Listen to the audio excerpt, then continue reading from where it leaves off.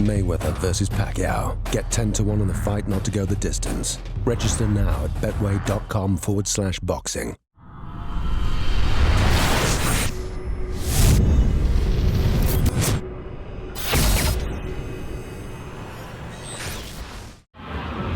This is KUGAN CASSIUS for iFull TV in association with Macklin's Gym Marbella. We're at the grand arrival for Manny Pacquiao. With me I've got the Magic Man himself, PAULIE MALIGNAGGI. In association with Macklin's Gym Marbella. It's my boy, man. Macklin, come on, man. Don't mess about, Paulie. I haven't been to Marbella. I gotta go visit Marbella. You've never been to Marbella? I've gotta go visit Macklin. You'd like Marbella? I think I would like Marbella. Even Matt has told me I like Marbella. I've gotta go check it out myself. Absolutely. We're nearly there, 4 days away from what is touted as the biggest fight ever in boxing history. Has there been a bigger fight than Mayweather-Pacquiao? Well, it's always the biggest fight of the moment, and this is certainly the biggest fight of, I'd say, the last 15 years, at least going into it. I think the last time we talked this much about a fight might be maybe Tyson versus Lewis, De La Hoya versus Trinidad. Neither of those fights really lived up to the hype, so it's hard to live up to the hype of these big events. Leonard versus Hearns, that lived up to the hype. You know, certain fights do live up to the hype. So we'll see. It's certainly a huge event. Hopefully we'll be talking about it, how amazing it was once it's over, as opposed to forgetting about it like those other events. A lot of people suggested that this fight was 5 years too late in the making, but is it a case of better late than never? It's better late than never. It's also the bank accounts are going to fill up more with the way they're doing the fight now. You know, I think the fight's worth more now financially. So from a financial standpoint, it's just right. From a prime time standpoint, as far as being in their primes, yeah, maybe it's 5 years too late. But again, I mean, the fight was never going to happen unless random drug testing happened. So it was never going to happen 5 years ago. We've seen some of the best fighters come up against Floyd and be made to look average. The likes of Canelo and guys like this. What does Pacquiao have to do? What does he have to do to make this a different fight from what we've already seen from Floyd's previous fights? Well, you've got to hope that Manny's strengths are enough to overcome some of Mayweather's defensive genius, you know, and it's going to come up to be up to Manny to be creative with that offensive firepower that he has. Manny can be very offensive, and he's got a lot of offensive firepower, but at the end of the day, is he going to be creative enough to break Mayweather's defensive shield, so to speak?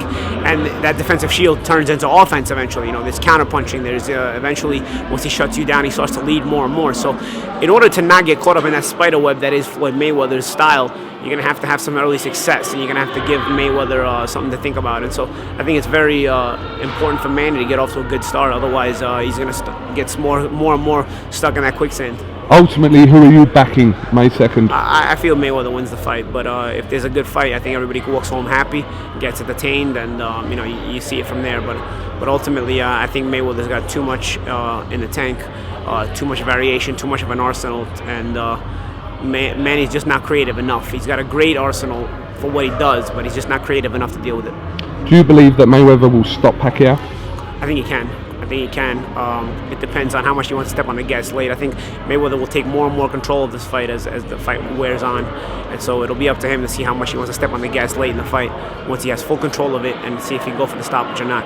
It's interesting because I think he's in a position where he could go for the stoppage, being that Manny is so much smaller than he is. There's Johnny. What are you doing? Johnny's trying to intimidate my pick. Go away, Nelson. He's trying to Magic Man time. He's trying to intimidate my pick. Thank you very much, mate. 1 second. You know, I always like asking you about our domestic welterweight scene, Amir Khan, Kell Brook, all this, but that fight isn't going to happen this summer. Khan's fighting Algieri at the end of next month, and Kell Brook's fighting Frankie Gavin. What do you make of those fights, Paulie? I think, you know, they're against solid competitors. You know, everybody wants to see Amir Khan and Kell Brook, but you can keep letting it build, and you'd think that Amir and Kell would keep on winning. You don't want to sell Chris and Frankie short. You know, they're gonna come very prepared, and they're gonna have a lot to fight for as well. And a win over one of those guys, a win for Frankie or a win for Chris Algieri, you know, really does a lot for their careers and changes things for them. So, you know, you don't want to sell those guys short. But at the end of the day, if you're looking for Khan and Brook, if both guys can keep on winning, I think by next summer you have a mega showdown. Are you on the bill on Khan's undercard? Yeah, I'm on the co-main event. And is your opponent being named yet? Daniel Connor. Okay. Irishman from Boston. So, you know, I've spoke to you quite a few times over the last sort of few months, and, you know, you were undecided whether you were going to come back, and, you know, what made you decide that you had to come back to the ring? don't know. You know, I just kind of miss being in the spotlight and whatnot. You know, I just miss being the rush of adrenaline. I'll tell you though, during weeks like this, I do sometimes regret it, man. I've got to go and train right now. You think I want to go and train right now? I got to go and work out right now. I have to cover and doing some stuff with Sky all morning. So you make your choices. There's pros and cons to it. I look forward to being in the ring May 29th though and having a good time and you know, putting on a good performance. But man, sometimes I hate training. Having accomplished so much in your career, Paulie, what do you think you can still achieve at that top level? Because you don't want to be dropping down. You want to still be fighting the elite fighters. Yeah, I don't know. I mean, I just like to be a part of historic fights, make memories. You know, I like to be a part of big fights. You know, like I said, I like to have memories to take with me later in my life. You know, and I think my career has been one full of memories, some good, some bad, and I just want to keep adding to it. You know, you want to live life, and there's a chance to really live life when you can compete like this.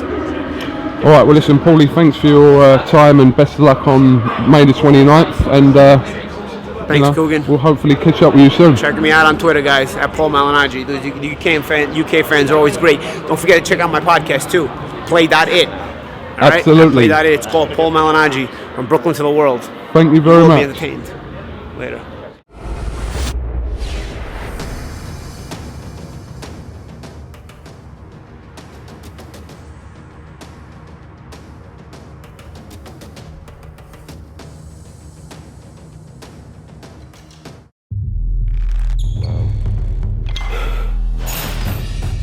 Mayweather versus Pacquiao. Get 10-1 on the fight not to go the distance. Register now at betway.com/boxing.